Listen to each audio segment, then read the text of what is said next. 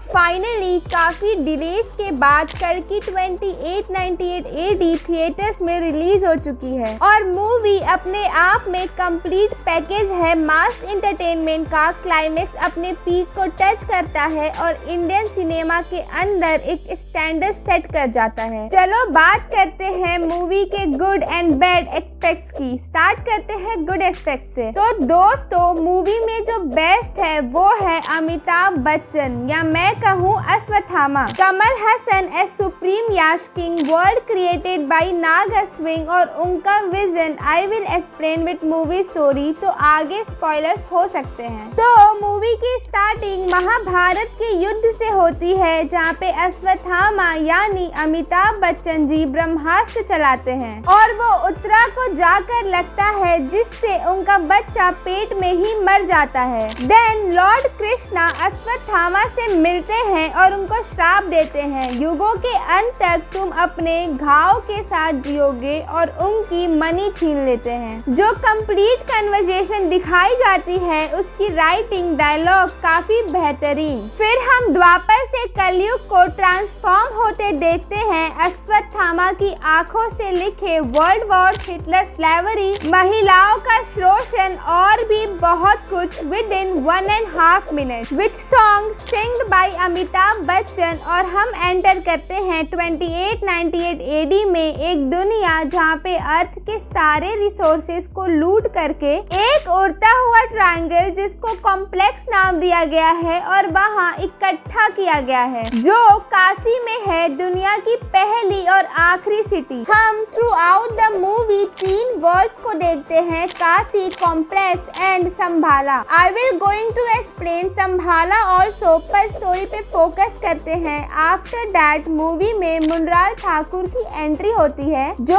Pregnant है और complex दुनिया भर से फर्टाइल वुमेन्स को लाते हैं और उन पे एक्सपेरिमेंट करते हैं। एक्सपेरिमेंट को याद रखना मैं बाद में समझाऊंगी। देन उसी जगह पे हमें बताया जाता है कि सुप्रीम याश किंग एक 200 साल का राक्षस है और मुनरार ठाकुर को वहीं पे मार दिया जाता है। कुछ लोग जो उसकी हेल्प कर रहे थे उसको काशी से निकालने के लिए उनके पीछे बाउंटी लगाई जाती है 5000 यूनिट्स की और तभी प्रभास की एंट्री होती है और मैं उस एंट्री से बिल्कुल डिसअपॉइंटेड हूँ। वो कंप्लीट फैन सर्विस थी। पर इस पे एंड में बात करते हैं। फिर दीपिका पादुकोण को दिखाया जाता है जो लैब में प्रेग्नेंट फीमेल्स की केयर टेकर है। एक बार मैं एक्सपेरिमेंट को एक्सप्लेन करती हूँ फिर आगे बढ़ते हैं। सुप्रीम याश किंग को एक फीमेल चाहिए जो उसके फॉर्मूले से प्रेग्नेंट हो और बच्चे को 150 डेज तक कैरी कर सके। ऑलमोस्ट एवरी वुमेन 90 डेज के अंदर मर जाती थी, बट दीपिका लास्ट टाइम की एक्सपेरिमेंट प्रोसेस में नेगेटिव आती हैं पर वो प्रेग्नेंट हो जाती हैं। तब से अब तक उस एक्सपेरिमेंट की ऑलमोस्ट 150 डेज हो चुके हैं पर उसने ये बात सबसे छुपा के रखी। स्टोरी पे वापस आते हैं तो संभाला की एक जासूस की हेल्प से दीपिका यानी सुमति कॉम्प्लेक्स से बाहर आ जाती हैं। इसी के बीच में अश्वत्थामा को करेंट सिचुएशन में देखते हैं उनके चेहरे और बॉडी पर बहुत सारे घाव हैं और एस कृष्णा टोल्ड जब मेरा फिर से जन्म होगा तुम्हारी मनी तुम्हें खोज लेगी और मूवी में ऐसा दिखाया जाता है और मनी को वो फिर से धारण करते हैं और उनके सारे घाव भर जाते हैं और वो निकलते हैं सुमति की हेल्प करने के लिए। सुमति पे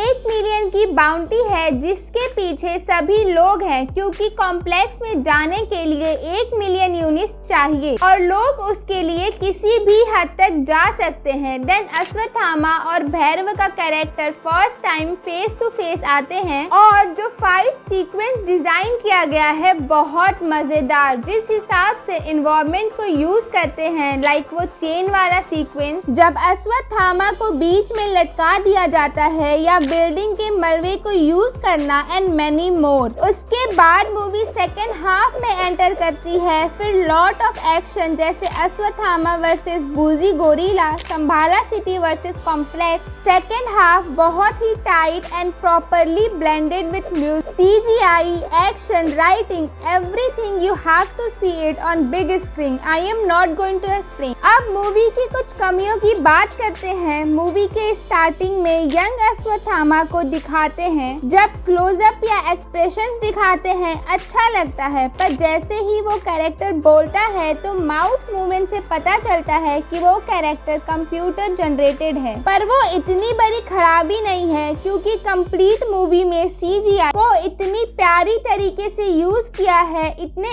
अच्छे सीन्स, और खासकर महाभारत के युद्ध की दुनिया। मैं तो कहती हूँ नाग अश्विन को महाभारत पे एक मूवी बनानी चाहिए। अब हम दूसरी कमी की तरफ बढ़ते हैं, जो है प्रभास का कैरेक्टर, जो मुझे बिल्कुल अच्छा नहीं लगा। थोड़ा कॉमिक करने की कोशिश की गई है, पर वो नहीं हो पाता। उनके जो सीरियस सीन्स तो ठीक हैं, पर जहाँ जहाँ कॉमेडी करने की कोशिश की गई है, नॉट दैट ग्रेट। और उनके कैरेक्टर को पहले काल भैरव रिप्रेजेंट किया जा रहा था, may be that's why his name is Bhairav in movie, पर इन द एंड उनको सूर्यपुत्र कर्ण के रोल में दिखाया गया। मे बी नेक्स्ट पार्ट में एक्सप्लेन करे, पर अभी के लिए ये एक कमी थी, क्योंकि अगर भैरव कर्ण है तो ये कैसे पॉसिबल है, क्योंकि कर्ण चिरंजीवी है ही नहीं। Let's see in next part. और नेक्स्ट कमी है दिशा पटानी एक फीलिंग कैरेक्टर की तरह यूज की गई हैं, उसको स्किप किया जा सकता था। और अब बात करते हैं कैमियोस की। मूवी में अमिताभ बच्चन, कमल हसन, प्रभास, दीपिका पादुकोण, दिशा पटानी, मुनलाल ठाकुर तो है ही, उनके साथ साथ दुलकर सलमान प्रभास के मेंटर के रोल में दिखाई देते हैं। और SS राजामौली जो बाहुबली के ऊपर दोनों डायलॉग मारते हैं, क्योंकि प्रभास ने बाहुबली में अपने 5 साल दिए थे। और SS राजामौली कहते हैं अगली बार हाथ आया तो 10 साल लूंगा। एंड विजय देवरकोंडा